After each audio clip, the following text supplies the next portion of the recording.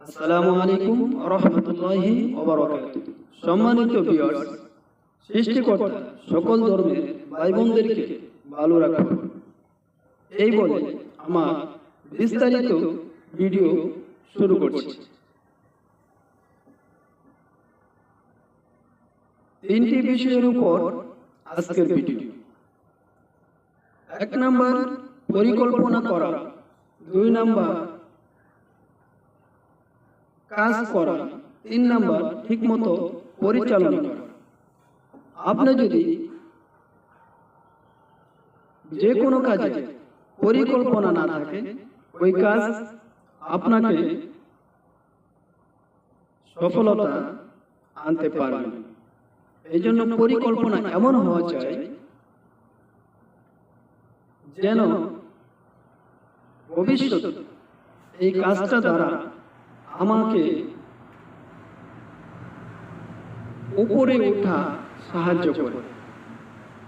উপরে মানে সম্মানের জায়গা হোক, অর্থের জায়গা হোক, টাকা পয়সার জায়গা হোক, ক্ষমতার জায়গা হোক, যেন অর্জন করতে পারে। পরিকল্পনা এমন একটা জিনিস, ঠিকভাবে যদি আপনি পরিকল্পনা করতে পারেন তাহলে আপনাকে ওই কাজটা সফলতা আনতে পারে। পরিকল্পনা যদি এমন হয় যে আমি আজকে ব্যবসা করলাম, ভালো লাগলো না, পরিকল্পনা চেঞ্জ করে আমি চাকরিতে চলে গেলাম, চাকরি করতেছি, ভালো লাগতেছে না, আবার এসে নিজের সংসারে লেগে পড়লাম। এইভাবে পরিকল্পনা বারবার চেঞ্জ করার কারণে আজকে আমাদের জীবন নষ্ট হয়ে গিয়েছে।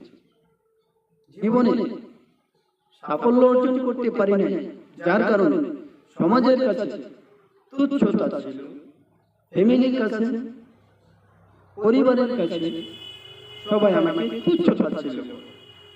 এই জন্য সম্মানিত ভিউয়ার্স, আপনাদেরকে অবশ্যই পরিকল্পনা ঠিকভাবে করতে হবে, যেন শত বাধা আসলেও আমার এই পরিকল্পনা থেকে এক পা সরাতে না পারে। 2 নাম্বার কাজ করা। কেমন কাজ করবেন বলেন? আপনি কাজ করতেছেন, আপনার কাজের কোনো সময়ই ঠিক নেই। সকালের কাজ বিকালে করতেছেন, বিকালের কাজ রাতে করতেছেন, রাতের কাজ সকালে করতেছেন। এই কাজকে কাজ বলে না, এই কাজকে সময় নষ্ট করা বলে। এই জন্য সম্মানিত ভিউয়ার্স, আমি বলবো এমন ভাবে কাজ চালিয়ে যান, একদম ঘন্টা তো দূরের কথা, মিনিট তো দূরের কথা, সেকেন্ড যেন এদিক সেদিক না। আপনি ব্যবসা করেন, নিয়মিত ব্যবসা ঠিক টাইমে চলে যান। চাকরি করেন, চাকরির টাইম ঠিক রাখেন। যেই কাজ করেন সেই কাজ টাইম অনুযায়ী করতে থাকেন। সকাল থেকে সন্ধ্যা পর্যন্ত মেহনত করেন, সন্ধ্যা থেকে রাত্র পর্যন্ত আপনি মেহনত করতে থাকেন। সম্মানিত ভিউয়ার্স, এমন ভাবে কাজ করতে হবে যেন ওই কাজকে একটু বাধা আসলো, একটু লসের পালা আসলো, তখন কাজ ছেড়ে দিয়ে অন্য কাজে চলে যাবেন। এইভাবে আপনি সফলতা অর্জন করতে পারবেন না। দুনিয়াতেও কিছু পাবেন না, আর আখিরাতে আরো পাবেন। কেন? জোহরের নামাজ আসরের সময় পড়লে হয়, আসরের নামাজ জোহরের সময় হবে না। যখন যেইভাবে নিয়ম সেইভাবেই আপনাকে আল্লাহর হুকুম, নবীর তরিকা আদায় করতে হয়। এই জন্য বলবো, দুনিয়া পাবেন না, আখিরাতও পাবেন না যদি আপনি কাজের সময় কাজ না করেন। যুবক বয়সে আপনি যদি টাকা উপার্জন না করতে পারেন, তাহলে আপনি কি বৃদ্ধ বয়সে পারবেন? আপনি যখন দাদা নানা হয়ে যাবেন তখন কি আপনার দ্বারা সম্ভব? না। আপনাকে এখনই টাকা উপার্জন করে সমাজে প্রতিষ্ঠিত মানুষ হিসাবে গড়ে তুলতে হবে। তাহলে সমাজ আপনাকে মূল্যায়ন করবে, পরিবার আপনাকে মূল্যায়ন করবে, ফ্যামিলি আপনাকে মূল্যায়ন করবে। এখন মূল্যায়ন করতেছেন, আপনাকে ধৈর্য ধরতে হবে। ধৈর্যের কোনো বিকল্প নেই, তুলনা নেই। অপরন্ত ধৈর্যশীল হতেই হবে যদি আপনি সফলতা চান, এই পৃথিবীতে কিছু করে দেখাতে চান। যাই হোক, 2 নম্বর বিষয় কাজ করতে হবে। 3 নম্বর, ঠিক মতো পরিচালনা করা। ঠিক মতো পরিচালনা কিভাবে করবেন?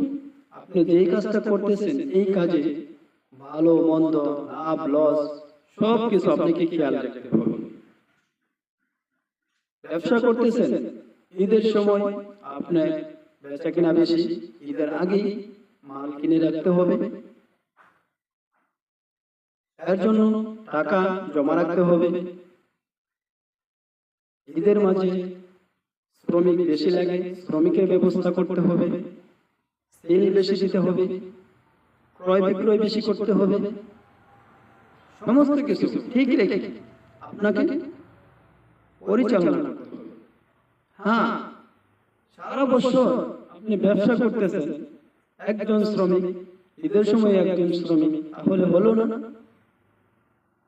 সারা বছর আপনি যেইভাবে মাল কেনাকাটা করেন, মাসে 100 পিস, ঈদের সময় 100 পিস কিনলেন, তাহলে তো হলো না। সারা বছর আপনার হাতে টাকা থাকে না, ঈদের সময় আপনার হাতে মাল কেনার টাকা নেই, তাহলে তো আপনার পরিচালনা হলো না। এই জন্য বলবো, যে যেই কাজ করেন না, ব্যবসা করেন, চাকরি করেন, নিজের সংসার করেন, নেটে কাজ করতেছেন, আপনি যে যেই কাজ করেন না কেন, ঠিকভাবে পরিচালনা করেন। সৃষ্টিকর্তা আপনাদের সকলকে এই 3টা গুরুত্বপূর্ণ কথাগুলোকে নিজের জীবনে বাস্তবায়ন করে এই পৃথিবীতে আপনাকে অগণিত অর্থ সম্পদ, টাকা পয়সা মালিক বানিয়ে আপনাকে সফলতা দান করুন। আমিন। আজকের ভিডিও এখানেই শেষ করছি। আসসালামু আলাইকুম ওয়া রাহমাতুল্লাহি ওয়া বারাকাতুহু।